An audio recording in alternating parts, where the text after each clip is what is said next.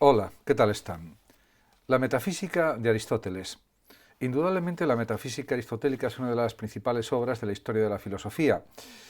Podemos decir que la metafísica aristotélica es un conjunto de pequeños tratados o cursos elaborados probablemente a lo largo de los dos últimos periodos de su pensamiento.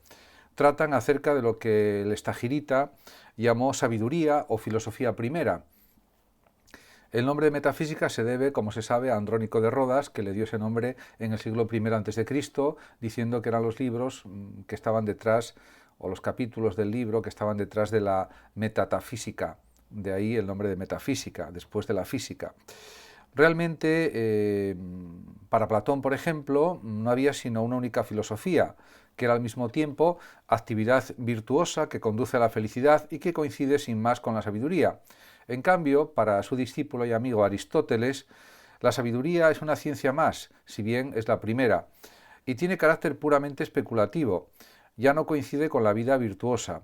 Esta última será el objeto de estudio de una filosofía segunda, que para Aristóteles es la ética. En este sentido, podemos preguntarnos sobre qué trata la filosofía primera. Pues es algo cierto que para Aristóteles no hay ciencia sino de lo universal y no de lo particular.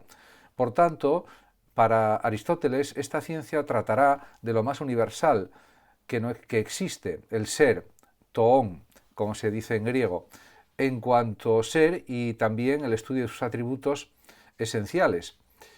Las demás ciencias tratan del ser únicamente desde un cierto punto de vista, con una cierta especialización, por lo que se les llama ciencias particulares. Por tanto, la filosofía primera podemos decir que es una ontología, o ciencia del ser, o ciencia también de la realidad. En otros lugares de la metafísica de esta obra, Aristóteles dice también que la ciencia por excelencia debe tener por objeto el ser por excelencia, es decir, Dios. Entonces, la filosofía primera también puede aparecer como una especie de teología. Lo más probable es que esta concepción corresponda a fragmentos más antiguos de la metafísica escritos en una época en que Aristóteles estaba fuertemente influido por el platonismo. Aristóteles afirma en su filosofía la unidad del ser y dice, el ser y la unidad son una misma cosa. De todas maneras, para Aristóteles hay formas de ser, pero todas ellas se refieren a una forma primordial, el ser propiamente dicho, la sustancia.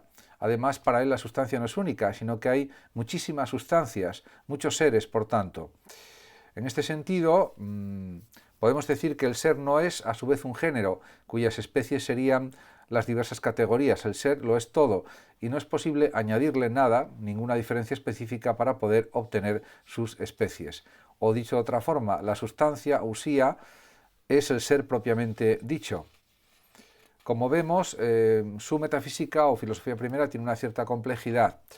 Aristóteles reprocha a Platón, por ejemplo, el haber afirmado que lo verdaderamente real, el ser propiamente dicho o la sustancia era la idea, concebida como existente separada de las cosas individuales en el mundo inteligible, porque esto para Aristóteles era un cierto idealismo, sustancialismo, que no tenía cabida, diríamos, en el planteamiento filosófico realista y empirista del propio Aristóteles.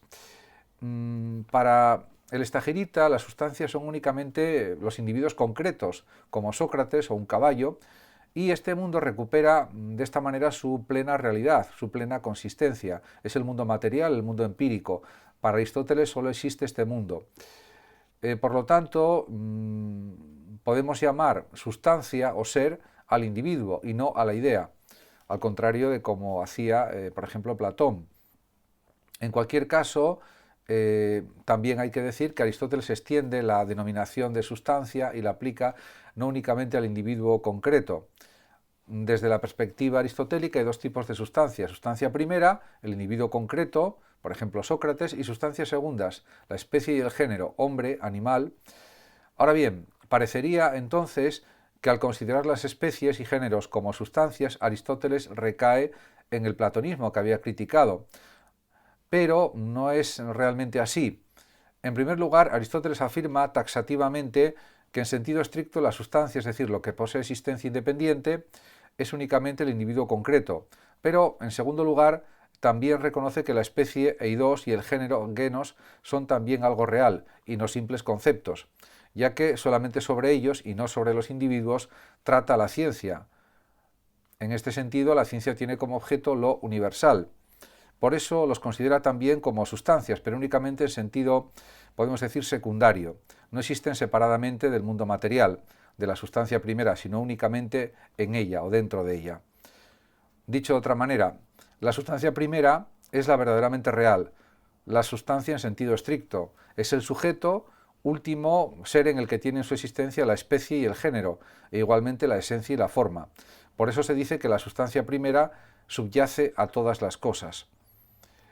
También hay otros conceptos dentro de la metafísica muy importantes, que son la materia y la forma, lo que se denomina generalmente como hilemorfismo, y la sustancia primera, que es el individuo concreto, es algo importante, pero también él reconoce que en este mundo, en el mundo real, existen muchos cambios y por lo tanto estos muchos individuos de una especie, por ejemplo, están sometidos claramente a cambios permanentes.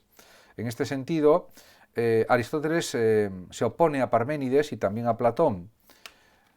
Por otra parte, pues también hay que decir que Aristóteles introduce en la sustancia el concepto de génesis, devenir o desarrollo. Y para explicar su hilemorfismo, dice que la sustancia, es decir, el individuo concreto, es un compuesto sinolon de materia, hile y forma morfé.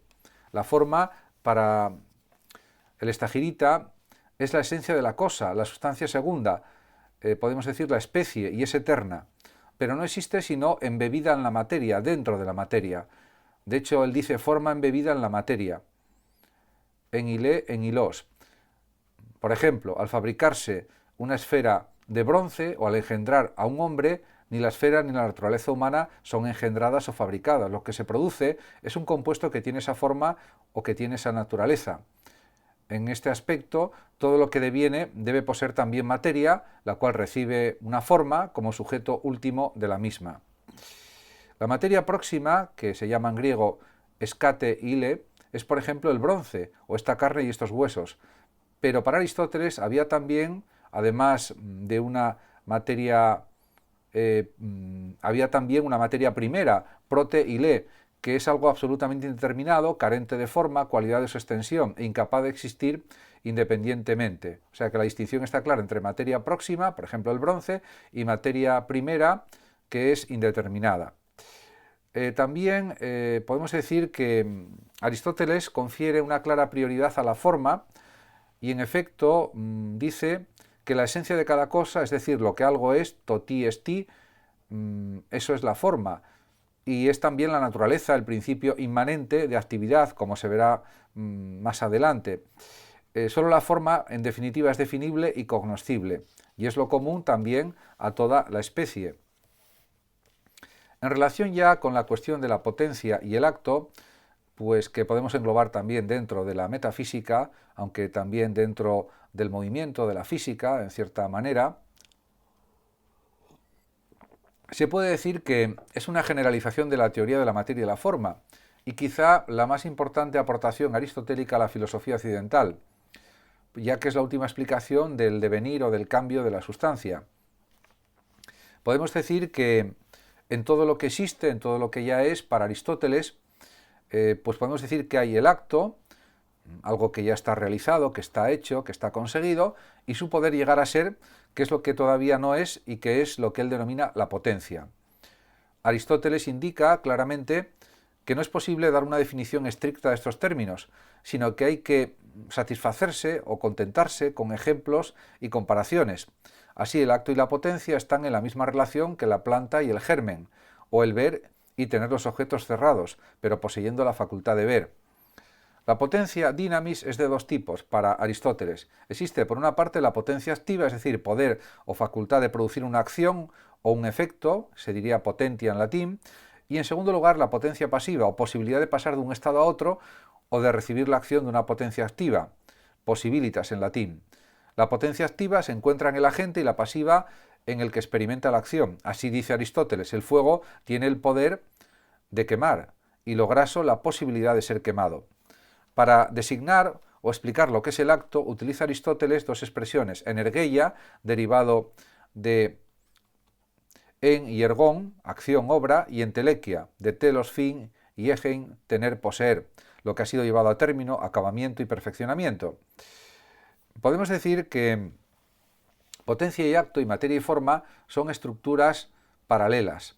La materia, en efecto, eso está en potencia pasiva de la forma, y la forma es lo que actualiza la materia, la perfecciona y confiere al ser su potencia activa para obrar. La materia, por tanto, y lo dice así explícitamente el propio Aristóteles, está en potencia porque tiende hacia la forma, y cuando está en acto es porque posee su forma. La forma es acto, dice en su Metafísica. En definitiva, dinamizando la forma e identificándola con el acto, vuelve Aristóteles a proclamar su prioridad absoluta sobre la materia. La prioridad de la forma, en este sentido, conduce a afirmar, según Aristóteles, que la explicación última del universo consiste en la existencia de formas puras, absolutamente libres de materia, siempre en acto. Ello no quiere decir que se reconstruya el mundo de las ideas platónicas, pues esas formas puras son sustancias individuales, son los dioses que mueven el universo. Como se ve, aquí todavía hay resonancias del platonismo, del misticismo, del idealismo. Pero entonces la metafísica se convierte en teología y conduce a la física. La física es otra parte importante también de la filosofía aristotélica y, pues por ejemplo, podemos decir que Aristóteles considera que la naturaleza o physis de los llamados seres naturales es su forma, pero considerada como principio último o causa del movimiento, de las sustancias corpóreas, entiende. En relación con las cuatro causas, para Aristóteles la explicación es muy sencilla, porque existen, según él, causa material, por ejemplo, el bronce de que está hecha la estatua, causa formal, que sería la forma de la estatua construida o esculpida por el escultor, la causa motriz o eficiente, el escultor que realiza su obra, la estatua, y la causa final, que sería, por ejemplo, la finalidad, adornar un templo, o también, por ejemplo, honrar a una persona célebre o famosa. Pero Aristóteles también habla la mayoría de las veces como biólogo, y por eso afirma que el fin y el motor se reducen a la forma, ya que es ella quien mueve al ser vivo desde dentro, como naturaleza, y su perfeccionamiento como entelequia es la finalidad de la vida. Aparece, por tanto, de nuevo la prioridad absoluta de la forma. En relación con estas cuatro causas, afirma también Aristóteles que han sido entrevistas en cierta medida por los filósofos anteriores, eso lo reconoce el Estagirita, y también indica que el principio del movimiento fue mencionado por Empédocles y Anaxágoras y la forma fue considerada también por su maestro Platón. La causa final, por otra parte, no fue considerada claramente por ninguno, pero en este punto se diría que Aristóteles no hace justicia a su maestro Platón. Solo el sistema explicativo aristotélico se presentaría a sí mismo como suficiente y completo. En relación con el movimiento, metabolé, kínesis, en griego, que también estudia en la física Aristóteles, indica que el propio Aristóteles que la física se ocupa de la naturaleza y también de las causas en los seres naturales. Él fundamentalmente, además de filósofo, era biólogo, como se sabe. Ahora bien, para él es evidente que todos los seres naturales están en movimiento. Este es un hecho que Aristóteles admite sin más, sin muchas explicaciones, porque es algo obvio, y eso lo reconoce a partir de la experiencia. Él era un gran observador, un gran experimentador, tenía una considerable experiencia de las cosas, del mundo, de la realidad, de los animales, de los astros, etc. Y pues así lo manifiesta él mismo. Y dice en un fragmento de la física: ya que la naturaleza, physis, es el principio del movimiento y del cambio, y que nuestra investigación trata o versa acerca de la naturaleza, es necesario que no dejemos en la sombra lo que es el movimiento, porque si se lo ignora, se ignorará también la naturaleza. Fin de la cita. Aristóteles además distingue varias clases de cambio o de metabolé. Está, por ejemplo, el cambio sustancial por generación, génesis y corrupción de la sustancia, y el cambio que podemos denominar accidental, que sería en tres tipos, definido en tres tipos: cuantitativo, o según la cantidad, crecimiento y disminución de los seres naturales, de los organismos, etc. Movimiento cualitativo, o según la cualidad, alteración, o sea, movimiento accidental cualitativo, según la cualidad, alteración, y por último, movimiento accidental locativo, o según el lugar, traslación. Además, Aristóteles señala que todos los filósofos han intentado explicar la naturaleza a partir de un sistema de contrarios. Y para él el movimiento solo puede explicarse a partir de tres principios: el sujeto, hipokéimeno, la forma, y la privación de la forma. Muchas gracias a todos por su atención, saludos como siempre a los oyentes de Radio Sofando de México y hasta siempre.